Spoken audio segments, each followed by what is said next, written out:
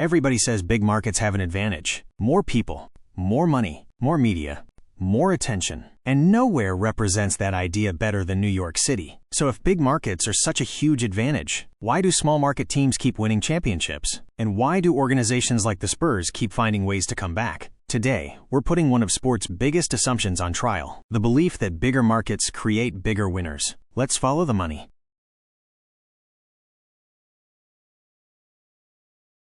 For decades, sports fans have been told the same story. Big markets have advantages. More fans, more sponsors, more television exposure, more opportunities. And on paper, that makes perfect sense. If sports worked like normal business, the largest cities should dominate. The biggest markets should collect the biggest stars. The biggest brands should collect the biggest trophies. And eventually, everyone else should get left behind. Yet somehow, that isn't what keeps happening.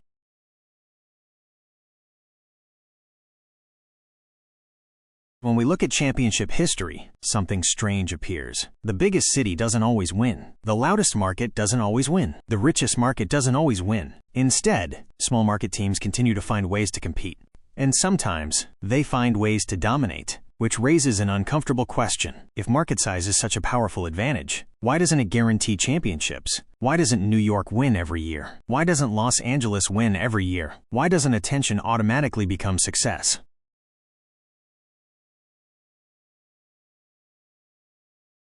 Maybe because attention isn't always an advantage. Think about what comes with being a big market team. Every game becomes a headline. Every loss becomes a crisis. Every mistake becomes national news.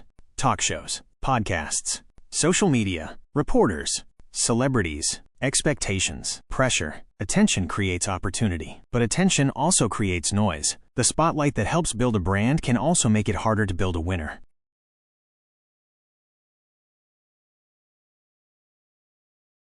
Now let's look at the other side. What happens when the spotlight isn't as bright? What happens when there are fewer headlines, fewer distractions, fewer expectations? Something interesting starts to emerge. Focus, patience, development, stability, culture. The things that rarely dominate sports coverage, but often dominate championship organizations. Because while attention is busy chasing the next story, great organizations are busy building systems. And systems tend to last longer than hype.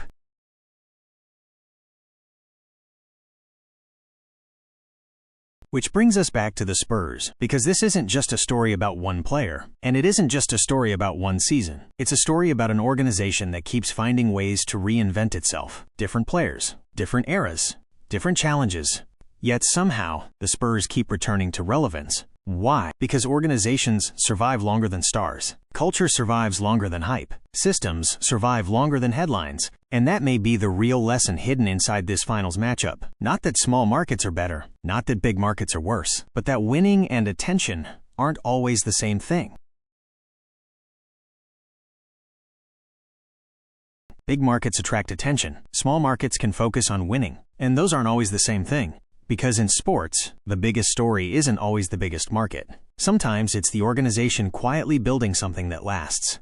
And sometimes, that's exactly what the spotlight misses.